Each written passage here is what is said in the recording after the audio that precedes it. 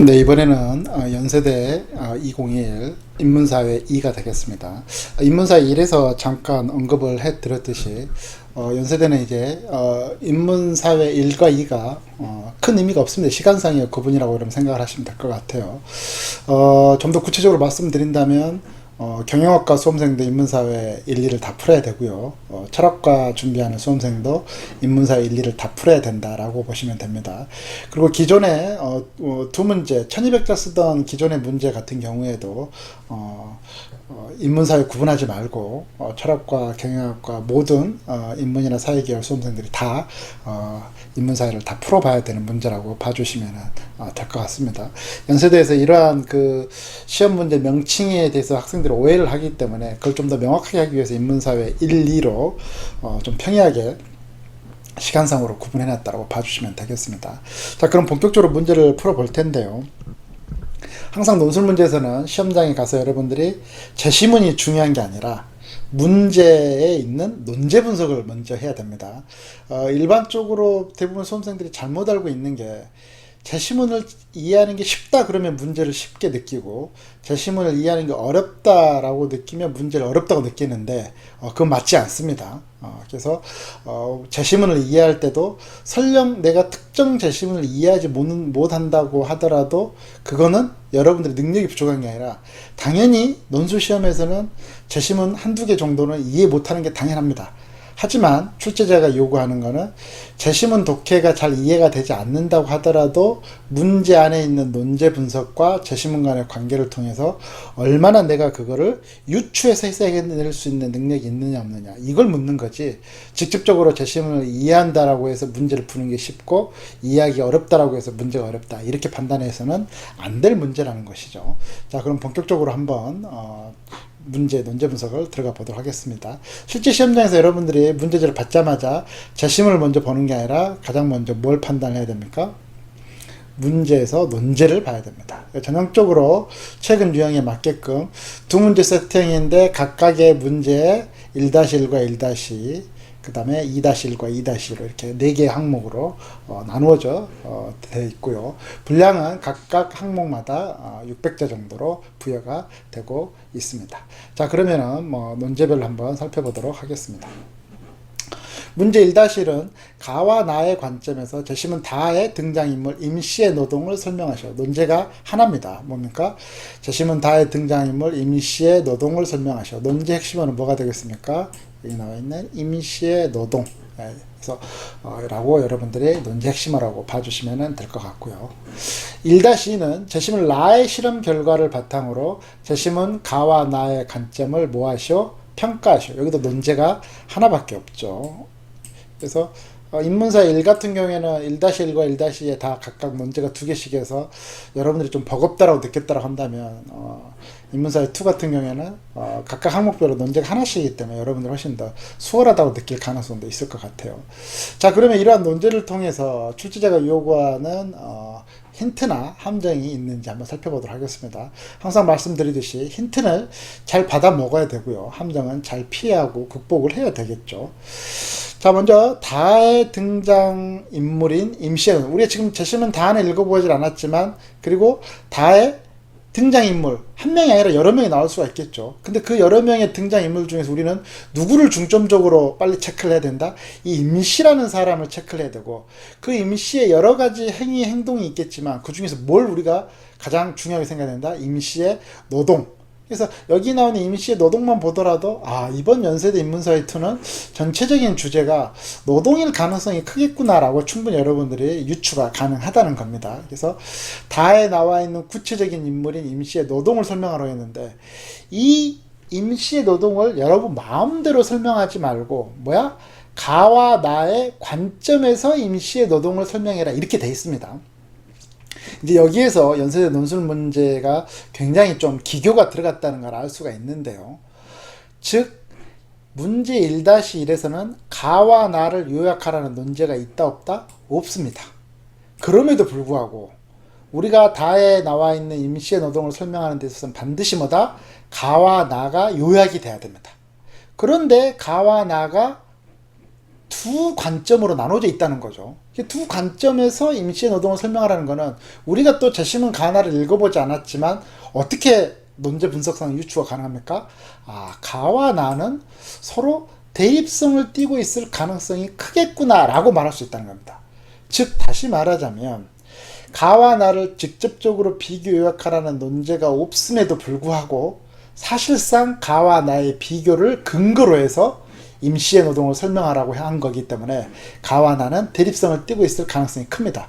그리고 비교 요약형의 우리가 지금까지 해왔던 형태에 따른다 한다면 가와 나는 반드시 압축 언어로 만들어져야 되겠죠. 근데 그 압축 언어로 뭐라고 만들면 되겠습니까? 여기에 관점이라고 되어 있기 때문에 가는 어떤 관점, 나는 어떤 관점.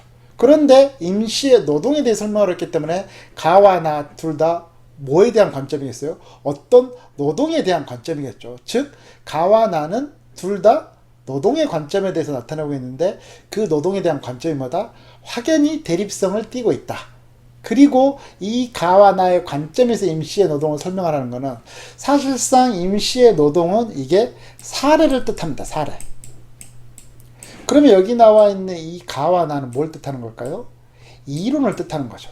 그래서 여러분들이 가와 나 이론의 두 이론의 대립성을 잘 이해했다면 그 대립성을 띈 이론을 통해서 이 임시라는 사람의 구체적인 사례를 갖다 설명해봐라. 즉 이론을 가지고 사례를 설명해봐라. 이렇게 여러분들이 문제를 이해해 주시면 명확하게 제대로 출제자 의도 파악을 했다라고 봐주시면 되겠습니다. 그리고 당연히 임시의 노동은 형식적으로 어떻게 먼저 다음으로 해서 먼저 가의 어떤 노동의 관점에서는 어떻게 설명하고 다음으로 나의 어떤 노동의 관점에서는 어떻게 설명하고 이렇게 답안을 구성을 해주시면 되겠습니다. 1-2번 보겠습니다. 라의 실험 결과를 바탕으로 재심은 가나의 관점을 평가하시오. 해서 논제 핵심어는 평가라고 그랬죠. 평가형은 여러분들이 연세대 수험생이란다면 당연히 평가에 대해서는 익숙해져 있어야 됩니다. 평가의 결과는 3개로 나올 수 있다고 그랬죠. 긍정적 평가, 부정적 평가, 긍정 플러스 부정인 양면적 평가가 나온다고 그랬죠. 그리고 평가는 평가의 주체와 대상의 관계를 보면 알 텐데요. 주체와 대상이 서로 같으면 긍정적 평가, 서로 다르면 부정적 평가, 서로 같거나 다르면 양면적 평가 이렇게 주시면 됩니다. 그런데 여기서는 평가의 대상은 가와 나이고 평가의 주체는 뭡니까? 여기 나와 있는 라가 평가의 주체가 됩니다. 그래서 여기서도 마찬가지로 라의 실험 결과를 요약하라는 논제는 없지만 사실상 이 가와 나의 관점을 평가하기 위해서는 라를 이해를 해야 되겠죠. 이해를 해야 됩니다.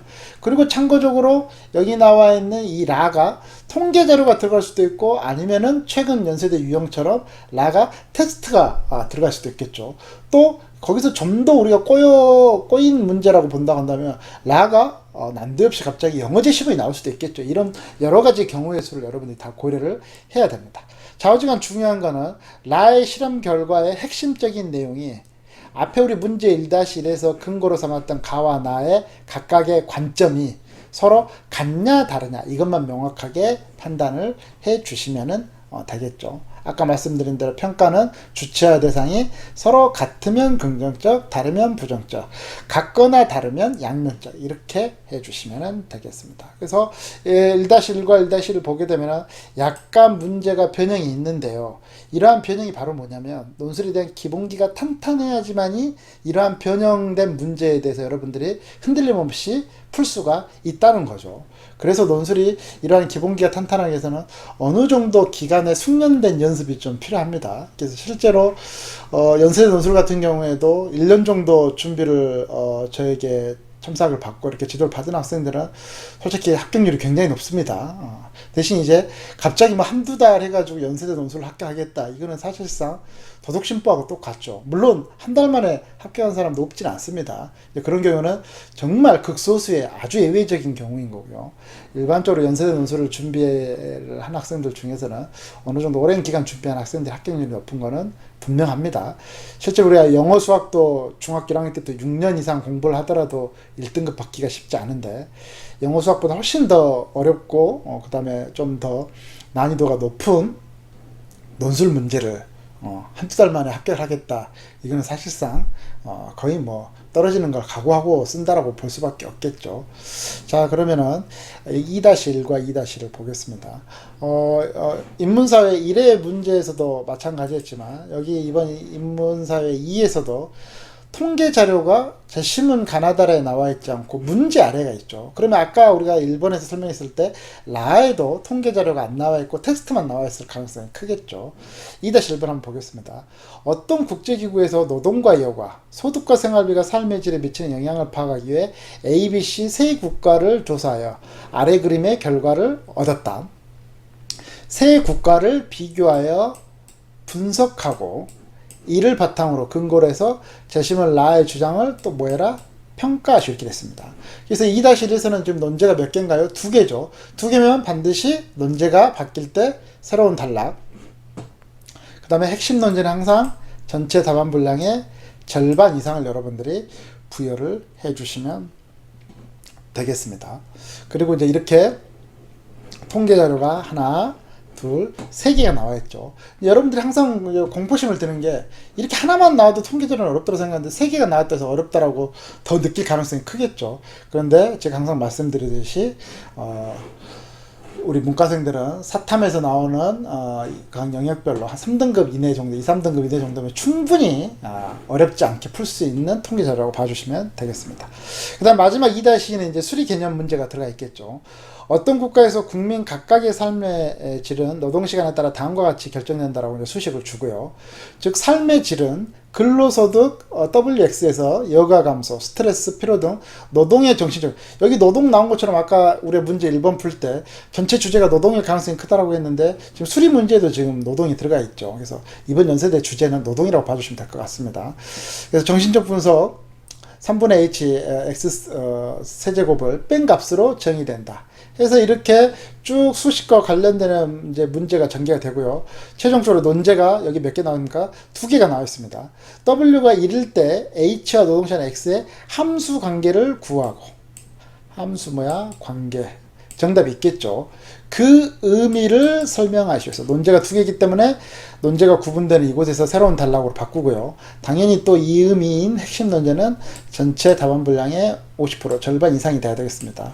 이 수리형 같은 경우에서 이번에 또 특이한 게 뭐냐면 기존의 연세대 수리형에서는 그냥 수리만 나와 있는데 최근 들어와서는 계속해서 수리에도 뭐가 들어갑니까? 이렇게 일반형 논술 문제도 지금 논제도 들어가고 있다는 겁니다. 그래서 단순히 수리뿐만 아니라 기본적인 일반 논술이 준비가 잘 돼 있어야만이 수리에서도 점수를 확보가 가능하다. 이렇게 봐주시면 되겠습니다.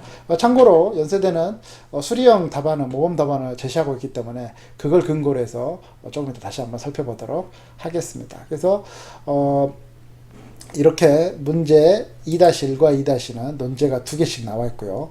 1-1과 1-는 논제가 하나씩 나와 있습니다.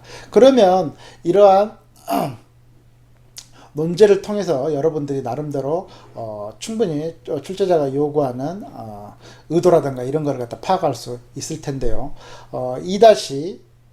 1과 2-에서 2-2는 수리형이기 때문에 여러분들이 모범 답안을 참고하는 게 더 나을 것 같고요. 2-1에서 잠깐 이제 언급을 해보면은요. 이 논제 1에서는 세 국가를 갖다 비교하는데 사실상 지금 여기 나와 있는 이 비교가 짝수 비교인가요? 홀수 비교인가요? 국가가 세 국가죠. 논술에 대한 난이도를 갖다 여러분들 판단할 때 짝수 비교는 난이도가 쉽다고 그랬죠. 반면에 세개 홀수 비교는 어렵다고 그랬죠. 연세대가 최근 들어와서 1번 문제에서 제시문 간의 홀수 비교, 아주 예전 기존 유형에서 자주 나왔던 게 잘 안 나오고 있어요. 좀 주춤하고 있는데요. 그런데 세개 비교를 이번은 어떻다? 이렇게 통계 자료에서 세개 비교해서 난이도를 갖다 높이고 있다. 이것도 여러분들이 조금 중요하게 좀 봐야 될 부분이라고 봐주시면 될 것 같습니다. 그래서 세 국가를 비교하기 때문에 두 국가 비교보다 훨씬 더 어렵다라고 봐주시면 되고요.